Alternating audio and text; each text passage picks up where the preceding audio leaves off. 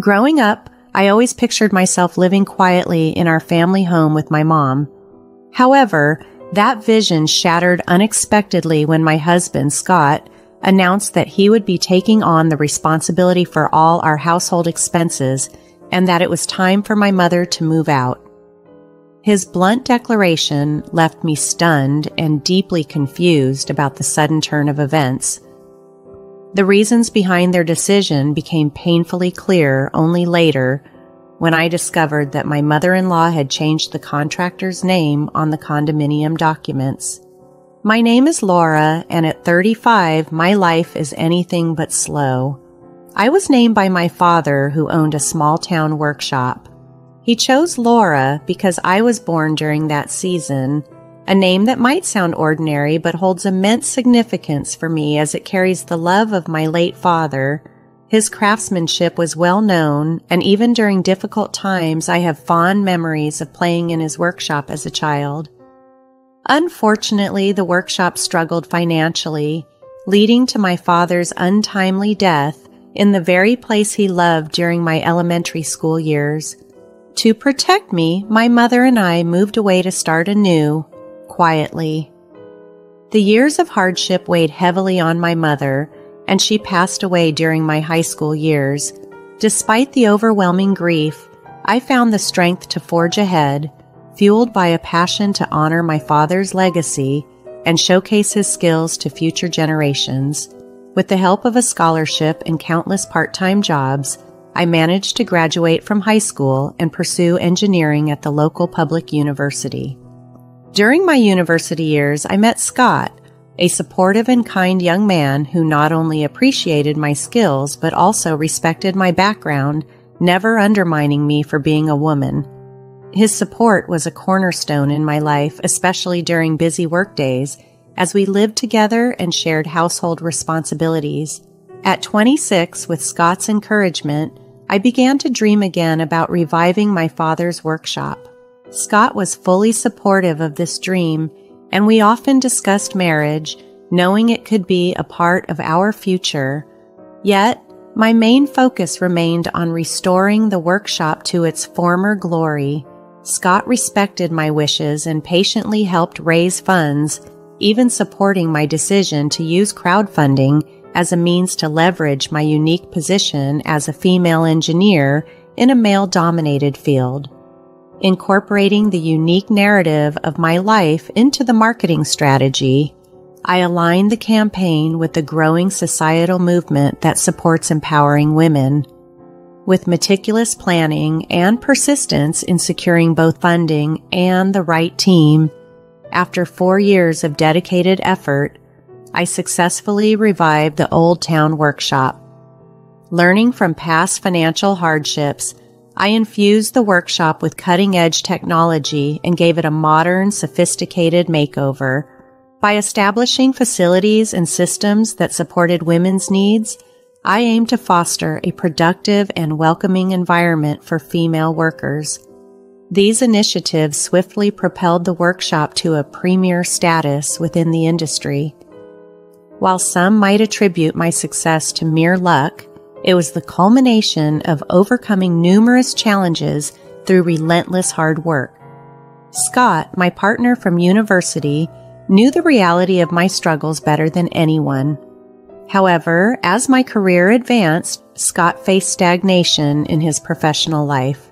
While his colleagues moved up the ranks, he remained in lower-level positions, which led to growing frustration on his part. His dissatisfaction became apparent when he coldly remarked on my success, suggesting that perhaps I deserved someone better than him. Despite his doubts, I assured him repeatedly that my achievements were made possible by his steadfast support, which I genuinely believed was crucial to my success. To express my deep gratitude and love, and to reaffirm his invaluable role in my life, I proposed to Scott. I cherished his kind and warm-hearted nature, which brought joy and comfort to my daily life. Despite my contentment in his company, I noticed a change in his demeanor over the decade we had grown from young adults to where we were now. Hoping to alleviate his insecurities, I believed that marriage might reassure him. Eager to share our decision, we quickly arranged to inform our families. Contrary to what I had anticipated, Scott's family home was a dilapidated wooden structure, raising concerns about its safety. Upon meeting me, Scott's mother remarked, "You're the daughter of that wealthy business owner they often talk about," referring to my past fundraising efforts and public visibility. Although I had always stressed the importance of making a good first impression, the reality of Scott's family's background contrasted sharply with my expectations. I had devoted considerable effort to my attire and overall appearance, aiming to strike the right note. However, to my mother-in-law, my efforts might have seemed overly flashy or extravagant. She spoke with a hint of sarcasm, implying that my polished appearance was thanks to Scott's support. Despite feeling a mix of gratitude and awkwardness, I sensed an underlying tension as I stepped into their modest home, while Scott seemed preoccupied with his thoughts. Scott remained silent, his demeanor shadowed by the worn and tattered clothes he wore, mirroring the strained atmosphere of their modest home. His father, in a voice tinged with resignation, apologized for the state of their house, acknowledging its dilapidated condition and hinting that it was a far cry from the homes of the affluent. Trying to ease the tension, I took deep breaths internally, attempting to maintain composure with each casual remark I made. However, Scott's parents' responses often highlighted the divide they felt existed between the wealthy and common people like us, making any real conversation challenging. Back at our own home, I sought to understand Scott's upbringing and his parents' perspective on wealth. He revealed to me that since his childhood, he was taught to view luxury apartments and affluent lifestyles with suspicion, often associated with unethical behaviors and a lack of empathy for the struggles of others. He was even discouraged from befriending children from wealthy families. Although I hadn't grown up wealthy myself, it was insightful to see the deep-seated roots of his parents' views. Despite Scott's explanations, his parents continued to disapprove of our relationship. His mother frequently voiced concerns that I was making Scott shoulder too much responsibility, while his father subtly warned him not to let our marriage be dominated by my influence. These expressions of disapproval seemed to erode Scott's self-esteem further. Behind my successful career was a drive to honor my late father's legacy, not a desire to overshadow others or exploit them, a point Scott had tried to convey to his parents, but my social visibility had already left a profound and somewhat skewed impression on them. I made several attempts to bridge the gap, communicating openly and trying to empathize with their viewpoint. Despite my efforts and goodwill, Scott's father remained skeptical, accusing me of thinking like, "How rich people think," which gradually hardened my heart towards them. Meanwhile, Scott's visits to his family became more frequent as his father's health declined, creating a growing distance between us, even though we were married and living under the same roof. 3 years into this strained phase of our marriage, Scott abruptly announced his decision to quit his job, citing the need to handle more at home. This unilateral decision infuriated me, especially since it was made without any discussion. Our relationship had devolved into a mere formality, lacking in depth and genuine communication. Although Scott claimed to be preoccupied with household tasks, I soon learned that his time was frequently spent at casinos and racetracks, further straining the fragile threads holding our relationship together. When I confronted Scott about his recent behaviors, he casually suggested that we hire a professional housekeeper, claiming that he wasn't my servant and reminding me that we had the financial means to afford it. His dismissive tone left me stunned and unable to find the words to respond. During this period, Scott's father's health rapidly declined, and he passed away 3 months later. Shortly after, while visiting my house, Scott made an unexpected announcement that he planned to live there with his mother, just the two of them. His abrupt declaration left me speechless.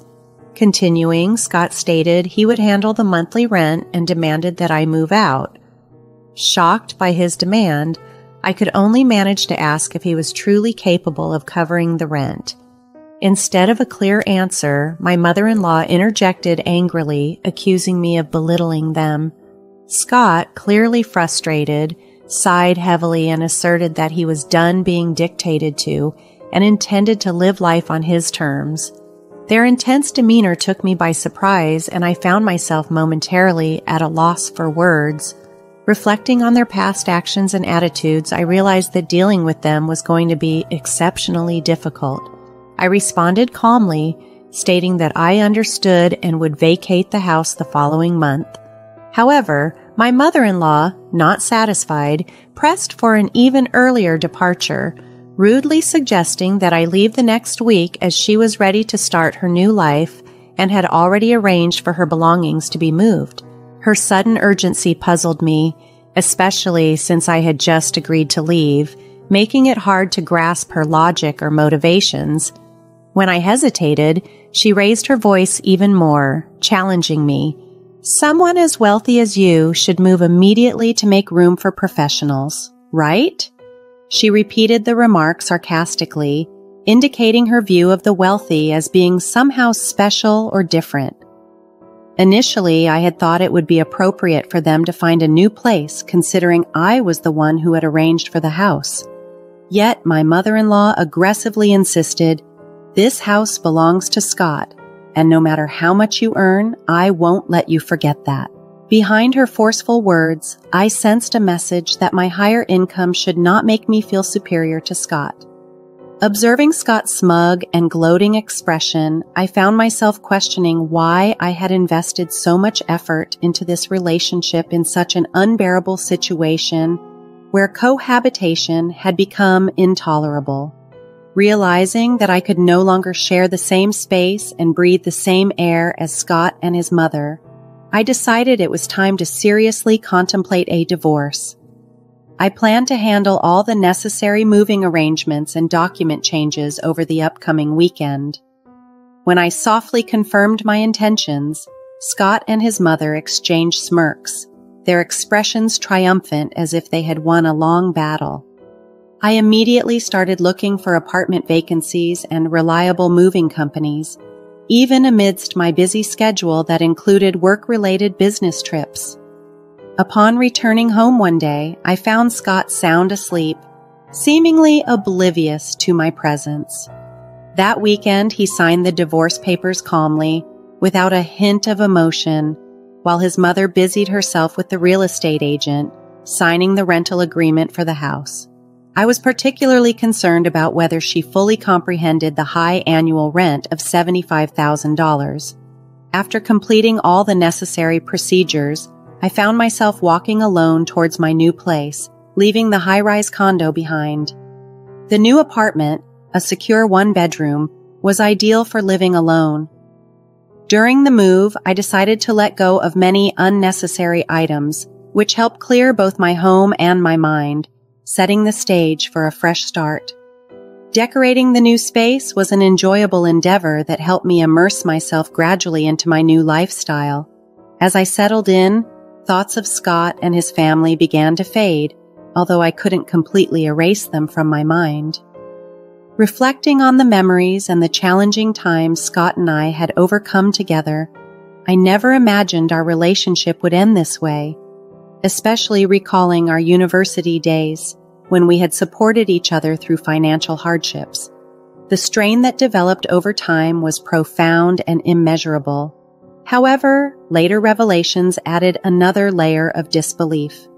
I coincidentally reunited with a university friend who shared rumors of Scott frequenting city clubs, and a former neighbor mentioned seeing my ex-mother-in-law frequently stepping in and out of a luxury foreign car, dressed in lavish fur clothes, a stark contrast to their previous demeanor.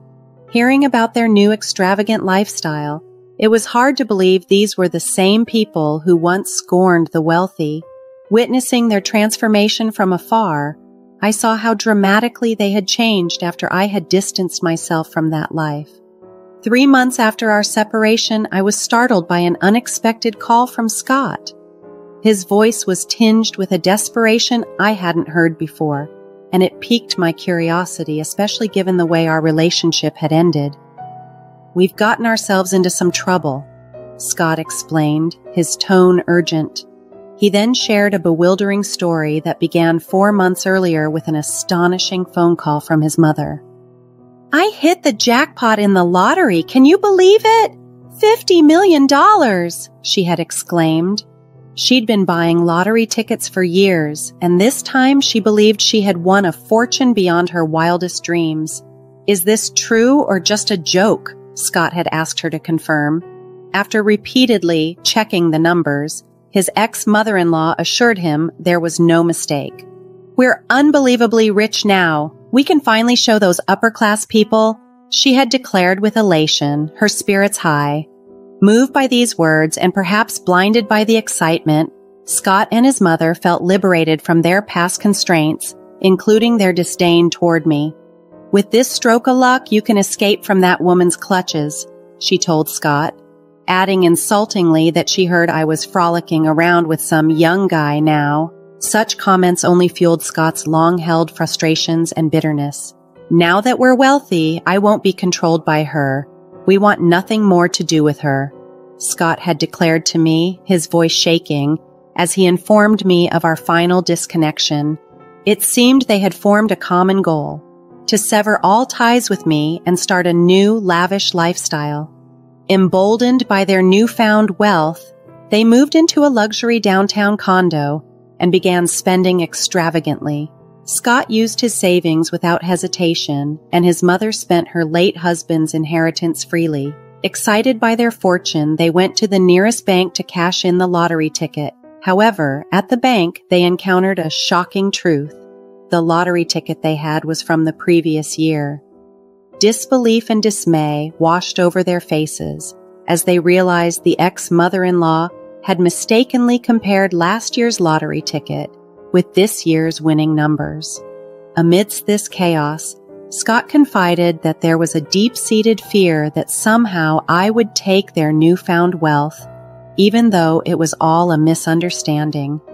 Surprised and somewhat bemused by their folly and the dramatic turn of events, I listened to Scott's recount of their tale, a mix of disbelief and irony coloring my response.